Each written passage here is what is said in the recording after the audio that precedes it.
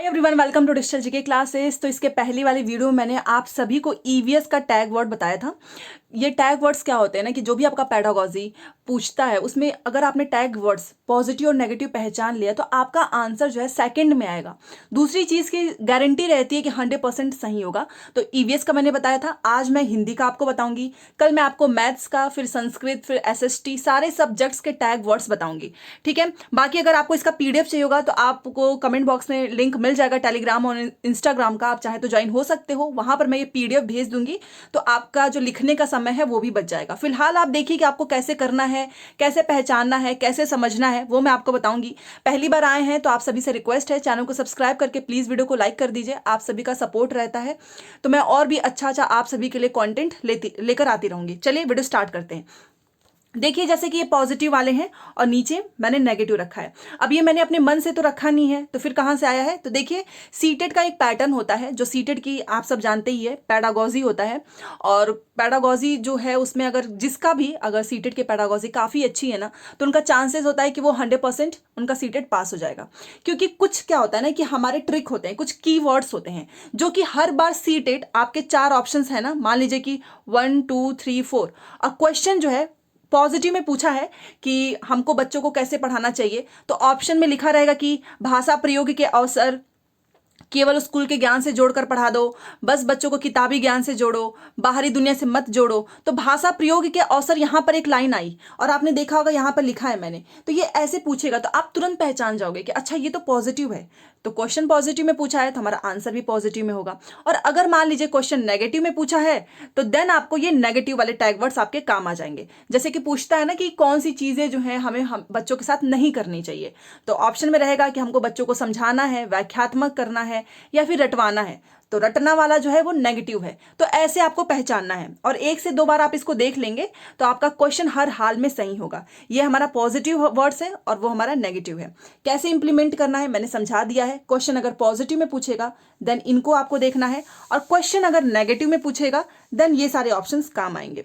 और यकीन मानिए बहुत सारे ऐसे स्टूडेंट हैं जो पिछली बार मेरे इसी टैग वर्ड से उनका पेपर जो है सच में पास हुआ था।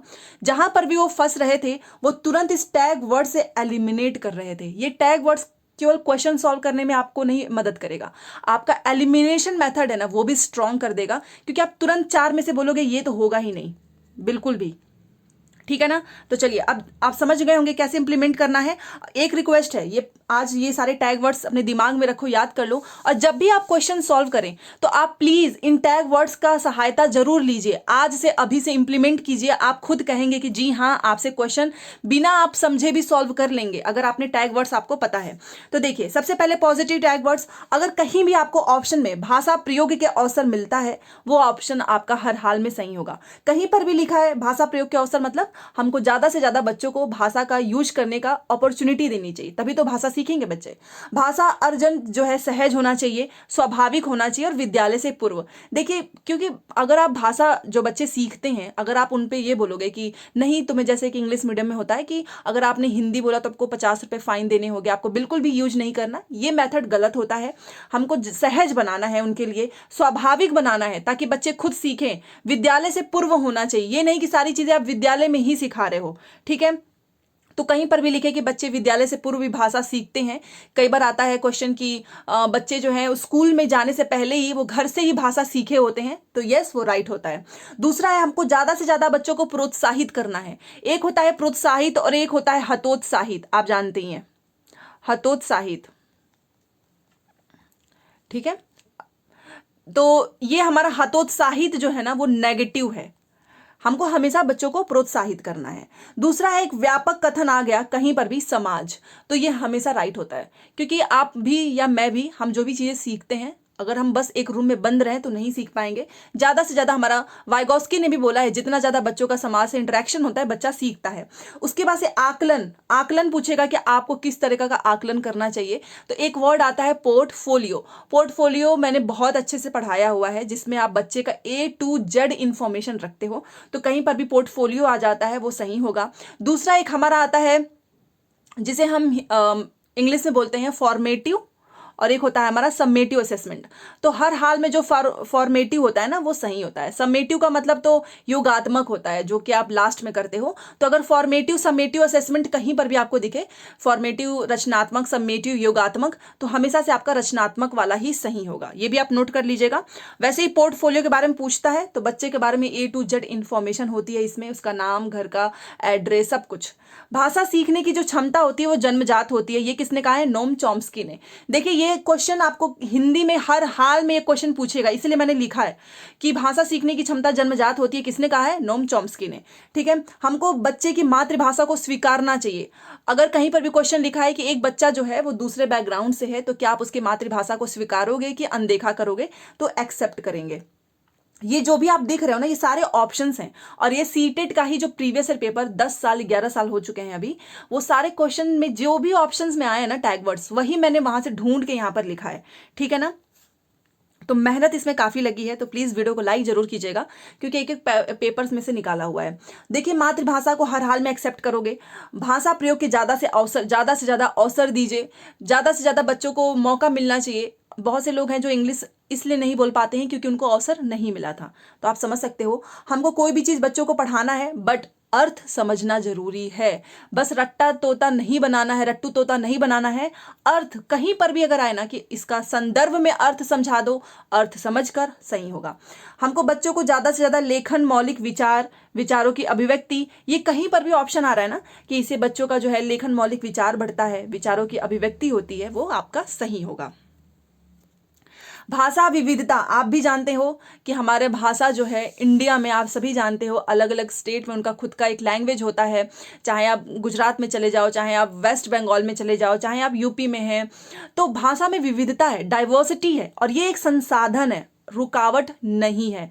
तो जब भी क्वेश्चन में लिखा रहे भाषा विविधता एक संसाधन है, जी हाँ।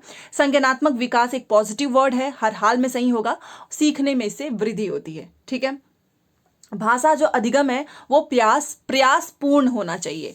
ऑप्शन में लिखा हो कि भाषा अधिगम प्रयासपूर्ण है, तो जी हाँ।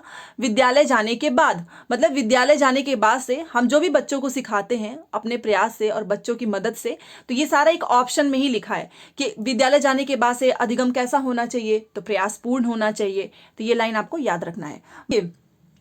आप भी जानते हैं कि छोटा सा बच्चा है तो उसको जितना ज़्यादा आप स्टोरी के माध्यम से सिखाते हो, कहानी के माध्यम से, बाल साहित्य के माध्यम से बच्चे ज़्यादा सीखते हैं। तो बाल साहित्य पॉजिटिव है, हमको अवसर देना चाहिए। प्रिंट समृद्ध माहौल होना चाहिए। क्लास में आपने देखा होगा छोटे से बच्चों के, ये पूरी वॉल होती है, ऐसा क्लास है, और पूरे वॉल पे ना ऐसे हम क्या करते हैं, फोटोज लगाए होते हैं अलग अलग। ये क्या है? प्रिंट समृद्ध माहौल है, क ख ग घ का, जिससे बच्चा जो है ना खुद भी दीवारों से भी सीख सके, जो दीवार है, वॉल है, उनसे भी सीख सके।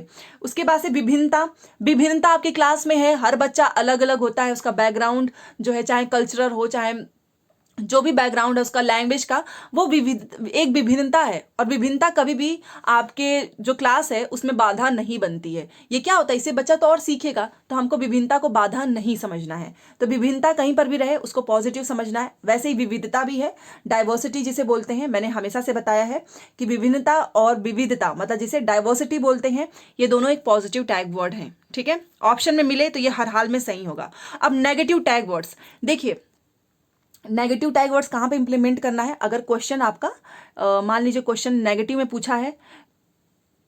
पूछा है कि इसमें से कौन सा नहीं है, देन आपको ये वाला ऑप्शन हमेशा टिक करना है। तो चलिए देख लेते हैं। पहले तो केवल, कहीं पर भी ऑप्शंस में अगर आपको केवल दिखता है वो ऑप्शन कभी सही नहीं होगा। बस केवल ही लिखा हुआ है, मात्र ही, बस ही, वो भी ऑप्शन गलत होता है। यही भी कहीं पर लिखा है कि केवल भी, तो कहीं पर भी लिखा है सिर्फ ही, वो सारे वर्ड्स नेगेटिव होते हैं, तो वो कभी सही नहीं होगा पॉजिटिव वाले में। ठीक है, चलिए। वैज्ञानिक शब्दावली, कहीं पर भी लिखा है कि हमको वैज्ञानिक शब्दावली पर फोकस करना चाहिए, उसको गलत कर देना सही नहीं हो सकता है। हमको बच्चे के सुंदर लेखन या लिखावट या लेख पर फोकस करना चाहिए, तो गलत हो जाएगा। हमको बच्चों के विचारों की अभिव्यक्ति पे फोकस करना है, ना कि उनका लिखावट ज़्यादा से ज़्यादा सुंदर हो। ठीक है, स्मरण करना, याद करना, कंठस्थ करना, जानते ही हो आप, कहीं पर भी आए तुरंत इसको एलिमिनेट कर दो। काव्यात्मक भाषा कहीं पर भी आए, जो काव्य वाली जो भाषाएं होती है ना, वो आपका नेगेटिव होगा। हमको पाठ्य पुस्तक की ज्ञान पर बल अगर कहीं पर भी लिखा है कि आप बच्चों को पाठ्य पुस्तक से ही पढ़ाइए, तो वो नेगेटिव होता है, सही नहीं होता है। मानक भाषा पर बल नहीं देना है। मानक का मतलब होता है स्टैंडर्डाइज्ड, ठीक है ना, कि कुछ चीजें आपने फिक्स कर दी हैं। आप फिक्स नहीं कर सकते हो, क्योंकि आपके बच्चे में क्योंकि आपके स्कूल में बहुत सारे ऐसे बच्चे हैं जो कि काफी तेज होंगे, कुछ कमजोर होंगे, तो आप उनके अनुसार पढ़ाइए, ना कि स्टैंडर्डाइज कर दीजिए, फिक्स कर दीजिए, तो ये गलत होता है। बाधा, जटिलता, कहीं पर भी जैसा लिखता है ना कि अभी थोड़ी देर पहले मैंने आपको बताया कि आपके क्लास में अलग अलग तरह के बच्चे हैं, कल्चरल बैकग्राउंड अलग है, तो ये आप उनके पढ़ाई में एक बाधा है। जी नहीं, बाधा कभी नहीं होती, ना ही आपको जटिलता पे भी फोकस नहीं करना है। हमेशा हमें सरल चीजें ही पहले पढ़ानी है, तो ये भी नेगेटिव हो जाएगा। आपको मातृभाषा को इग्नोर नहीं करना है। चाहे आपको उनकी लैंग्वेज आ रही हो या नहीं आ रही हो, आप उनको रोकेंगे नहीं। आप उनकी भाषा सीखने की कोशिश करिए। ये नहीं कि तुम हिंदी में ही बोलो, तुम इंग्लिश में ही बोलो, तुम बंगाली बोलो, तुम मराठी बोलो, जी नहीं। बच्चे की जो मदर टंग है आप उसको बोलने दीजिए, क्योंकि बच्चे ज्यादा से ज्यादा अपनी मातृभाषा में ही सीखते हैं, तो हमको अनदेखा नहीं करना है, ठीक है ना। तो ये कुछ नेगेटिव टैग वर्ड्स, और कुछ पॉजिटिव टैग वर्ड्स हैं जो कि आपको हेल्प करेगा। सीटेट एग्जाम की जो 15 नंबर की जो पेडागोजी आती है ना, वो 15 में से 15 नंबर आपके कंफर्म हो जाएंगे। सच बता रही हूं, बाकी का कंटेंट ही बचेगा। तो क्योंकि आपको पता है ना 15 नंबर का तो पैसे जाता है, और 15 नंबर की पेडागोजी, तो 30 नंबर आप आसानी से लेकर आ सकते हो। और यकीन मानिए, मेरा भी सीटेट का जो एग्जाम क्लियर हुआ है ना, मैंने इस टैग वर्ड्स की ही मदद से, आधा मेहनत तो यहीं पे हमारा कम हो जाता है, बस इनको ध्यान में रखने से, ठीक है। तो आई होप आपको वीडियो पसंद आया होगा, तो प्लीज लाइक शेयर सब्सक्राइब कर दीजिएगा। पीडीएफ चाहिए होगा तो टेलीग्राम पे ज्वाइन हो जाइए, वहां पर मैं भेज दूंगी। मिलते हैं नेक्स्ट क्लास में। Thanks for watching.